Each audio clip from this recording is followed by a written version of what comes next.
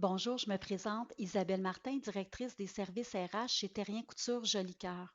Aujourd'hui, j'ai envie de vous entretenir sur un sujet qui est d'actualité. Donc, comment réussir le retour des employés suite au déconfinement progressif annoncé par la santé publique et les gouvernements. Donc, en fait, nous vivons une crise actuellement sans précédent. Nous avons peu de repères sur lesquels nous appuyer pour être en mesure de faire face à cette situation. Nous avons également une multitude d'informations dont nous devons tenir compte qui nous viennent des deux paliers de gouvernement ainsi que de la santé publique. Donc, nous, de notre côté, nous avons choisi de vous offrir un outil qui est très concret et applicable rapidement dans votre organisation, soit une liste à cocher que vous pourrez télécharger suite à l'écoute de cette capsule.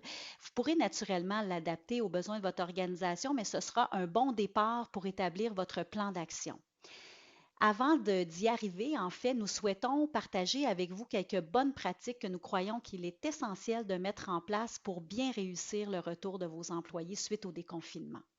Dans un premier temps, nous vous suggérons de mettre en place un comité multidisciplinaire formé d'environ 3 à 5 employés de différents départements, voire services de votre organisation, afin de bien adapter votre plan d'action à toutes les réalités de votre entreprise et bien faire face à la situation. Le deuxième élément, en fait, c'est de mettre en place un plan de communication, donc de prévoir les communications qui seront faites lors de la planification de votre plan d'action pour en informer les employés et démontrer votre responsabilité comme employeur de bien préparer le milieu de travail à leur retour. L'autre élément qui, à notre avis, est essentiel, c'est la formation des gestionnaires. Donc, les gestionnaires feront face à de nouveaux défis de gestion, comme par exemple de gérer de l'anxiété des employés qui vivent du stress par rapport à la pandémie ou autres situations personnelles, également qui vont devoir apprendre à appliquer de nouvelles politiques et procédures au travail. Donc, bien former les gestionnaires vous permettra d'avoir de bons ambassadeurs qui vous aideront à planifier et à réussir surtout le retour des employés. L'autre élément également, c'est que si vous prévoyez du matériel de protection pour mettre en place de nouvelles procédures, assurez-vous de l'avoir bien reçu avant de préparer en fait le déconfinement. Pour ce faire, nous vous suggérons également d'y aller avec les employés qui sont, dans un premier temps, volontaires à effectuer un retour au travail. Si actuellement, la majorité de vos employés sont en télétravail, vous pouvez simplement envoyer un sondage pour valider leur intérêt. En y allant avec les employés volontaires, vous avez plus de chances de réussir en fait le retour puisque ceux-ci seront très ouverts à appliquer les nouvelles politiques et procédures en vigueur dans l'organisation. Si vous êtes en mesure également de limiter le nombre d'employés qui seront de retour le jour J ou dans les premiers jours, voire semaines, ça vous permettra de bien valider, de bien voir si vos procédures politiques sont efficaces en vue d'avoir un milieu de travail sain et sécuritaire et de réviser celles-ci au besoin avant que l'ensemble de vos employés soient en poste.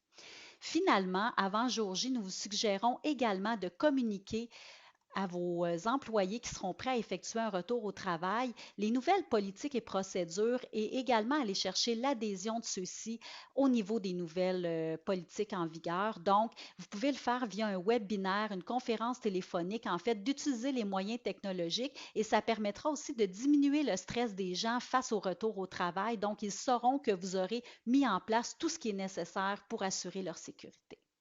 Quelques conseils additionnels, en fait, vous devrez probablement adapter, aménager les lieux physiques. Donc, que ce soit par l'installation d'équipements de protection à la réception, dans les aires communes, également de modifier certains mobiliers ou d'adapter les mobiliers pour respecter la règle de distanciation de 2 mètres.